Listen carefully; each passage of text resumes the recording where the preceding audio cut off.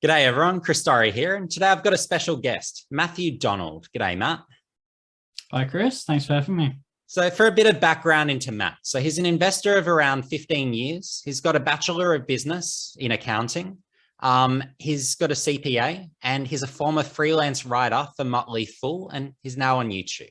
So I've got some questions for you today, and we'll just be going over some hopefully general basic questions just around investing, those sorts of things. So question one, is investing risky and something to be avoided?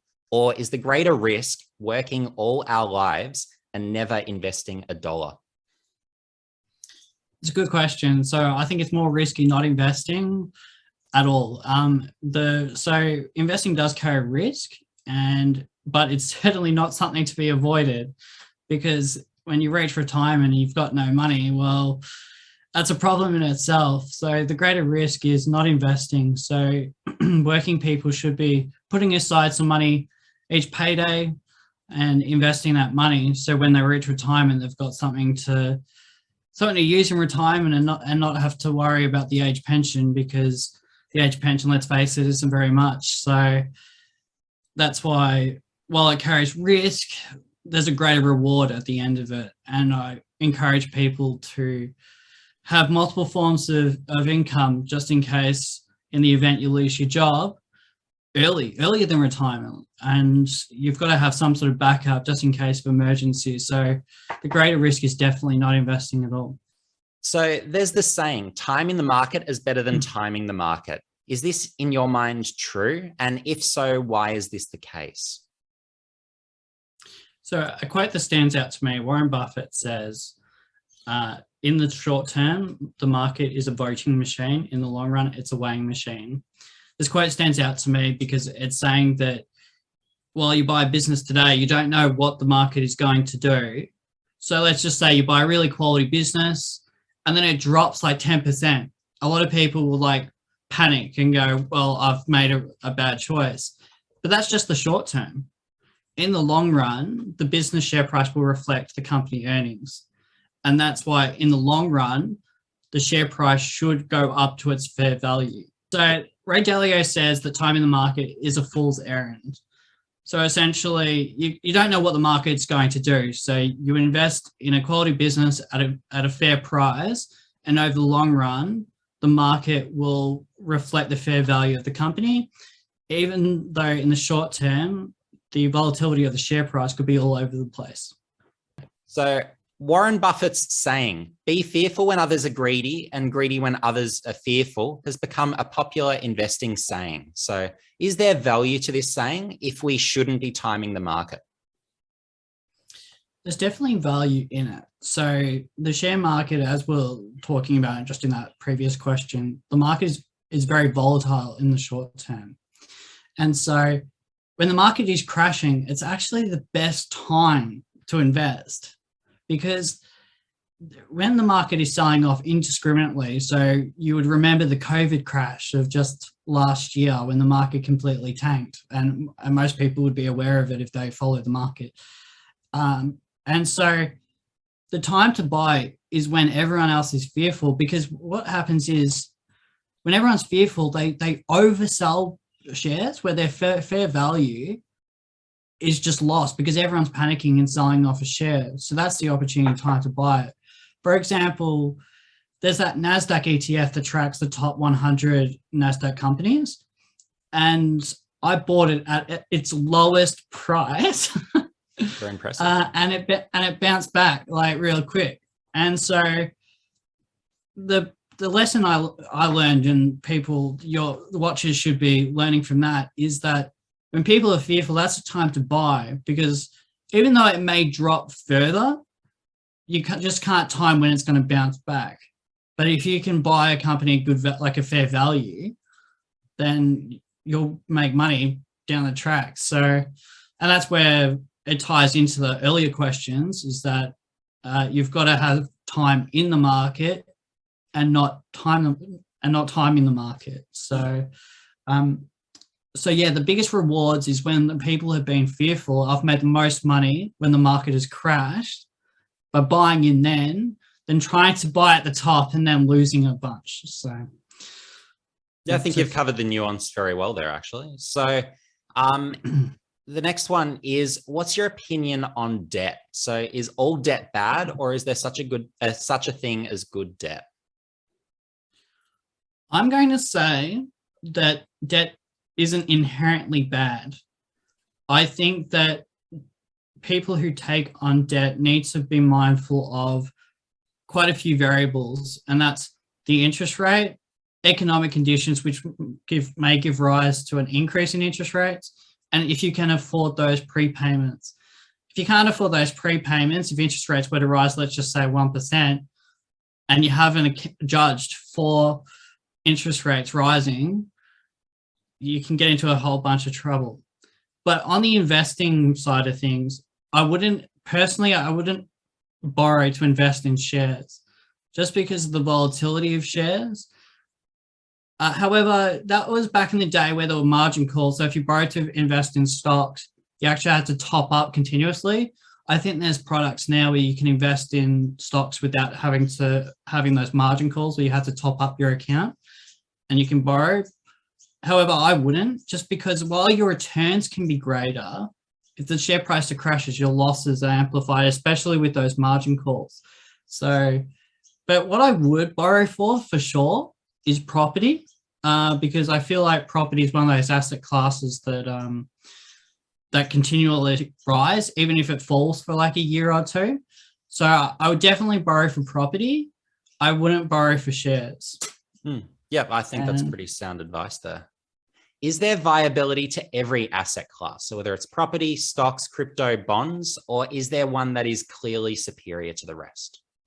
Well, you can make a case for all those asset classes. So for example, shares is my favorite, and it's good because there's low barriers to entry. So like anyone can start with a shares account. You just need to sign up online. So for example, ComSec is quite popular with investors. They can just quickly do a form online and it sets up the account.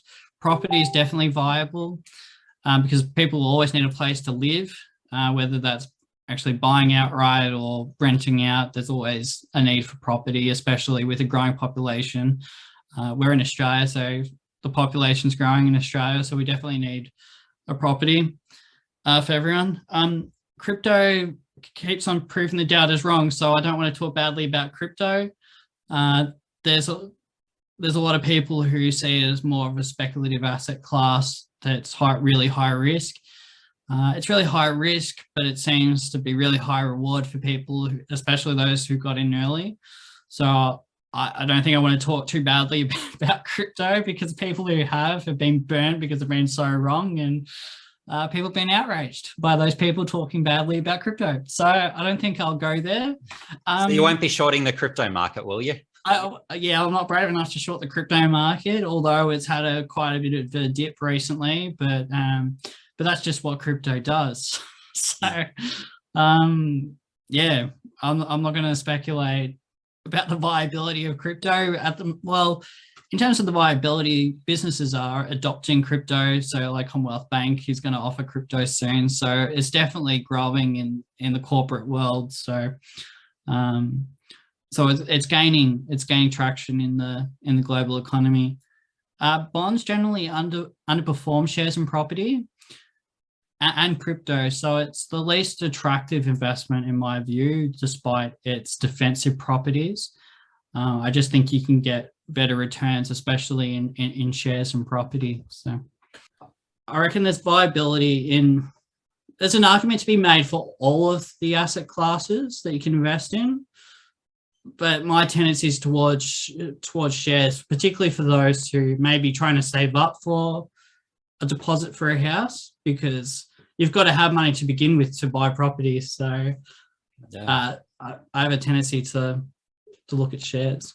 Yeah, and had I jumped on a Tesla or AMD going back to 2016, as I was thinking at the time, and I was just thinking, I'll save up for a property deposit. But I wasn't smart enough to think about stocks. I was just fixated on, I want a property deposit. But of course, I could be a multi-millionaire had I just put a small amount into either of those stocks. So that's a lesson there. But yeah, I completely agree with you that all asset classes, there is absolutely a way to, I guess, make it big if you know what you're doing.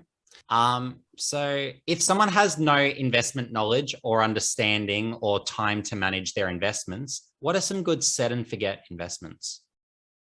So I'm instantly drawn to an exchange traded fund. So that's also known as an ETF. So essentially, for example, I've got ASX code A200. So it's an ETF that tracks the ASX 200 index, and it's low management cost. It's instant diversification, pays a quarterly distribution.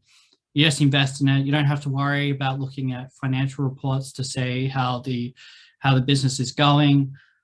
And so it's especially attractive for time poor people. And the other benefit is, according to the little book of Common Sense Investing by John Bogle, he talks about how index funds outperform managed funds over the long run. Despite that, sometimes managed funds can outperform the index funds in the short term at least, but in the long term, markets generally outperform. And so and Warren Buffett himself recommends in a book, he said that when he dies, he'll put his money for his wife in an ETF. That's how highly he thinks of ETFs. So yeah, ETFs are a good set and forget investment. Mm-hmm. Yeah, that's a sound suggestion there for people to look at. Okay, so what is more important for someone young, growth or cash flow?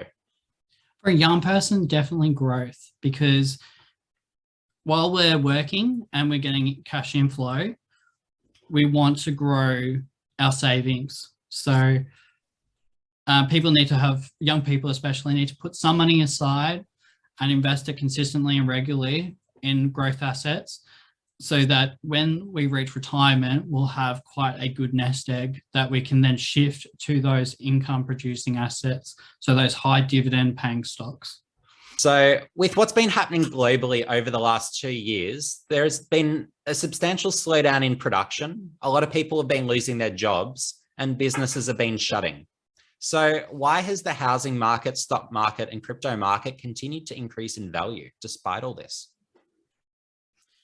So there's quite a number of variables that have contributed to all those markets rising.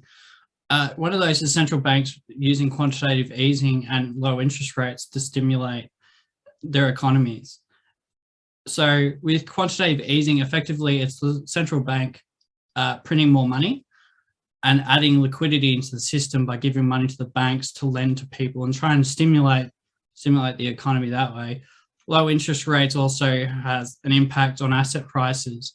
So with low interest rates, particularly growth assets, so like your Teslas and all those sort of tech companies skyrocket because people are looking for a good return, which they're not getting by like putting their money in a bank account or a savings account. And so, and with the housing market, housing prices go up with low interest rates because the cost of borrowing for investors, for regular mums and dads who just want to buy a house, businesses borrowing money is less, and so the interest costs for businesses and consumers are less, and so people want to take on more debt because they want to take that opportunity to make use of those low interest rates. And so that's a reason why asset prices, also they borrow to invest in shares as well. So that's another way of using leverage to try and boost up your returns. So that's a stimulus tool that's helped prop up the share markets, the housing markets, and all the other markets, so like crypto even. The other factor is government stimulus. So you may have remembered a lot of people would have lost their jobs if the government didn't use JobKeeper to keep people in jobs. And they've increased welfare for welfare recipients so that they can go and spend money in the economy. So that's another factor that's helped drive demand growth, because you would have seen that a lot of the ASX companies, like particularly the retailers, did quite well. And a contributing factor of that was all the government stimulus as it was flowing through the economy, as well as businesses were eligible for cash flow boosts. And so that helped businesses get some money to survive the crisis. Unfortunately, the businesses have gone broke during this time, but a lot of businesses have been saved as well because of the government stimulus. So as a result of this, the markets have done quite well because of all the stimulus from the central banks and the government. So a quote you made to me recently about stocks. So numbers are purely a reflection of a story in the past. So the more important element is to understand the story to see where the numbers will trend. Can you elaborate a bit on this for me? Yep. So in August, company reports get released, and that's a reflection of the previous 12 months. So from like July to June, but it doesn't really past numbers don't really reflect what's going to happen in the future. So I'm guided by the company's outlook statement, which outlines what management thinks is going to happen in the future. But also an industry analysis needs to be undertaken to really see where that industry is going, where that company is in that industry, and whether they'll be growing in the next decade, because investing is a long-term game as well. So that's why, while it's important to be guided by past numbers to see how management historically has coped with all the assets given to it in the business, it's also a guide to look at where it's traveling in the future as well, to assess financial investments in shares. What is the most important learning you have gained from your roughly 15 years of investing? I'd say the most important lesson is patience, and not being driven by what the market is doing necessarily, doing your own analysis, researching the company and making an informed decision off your research rather than what the media might be saying about a stock. So yeah, in summary, patience is the key to investing, holding and waiting for your research to bear fruit. Yeah, thanks for coming on with us today, Matt. Where can we find you on social media? So you can find me on Twitter with the handle @MatthewDonald34, and you can find me on YouTube, Matthew Donald. Excellent. Everyone get behind Matt, give him a follow, subscribe, and yeah, see you guys in the next video.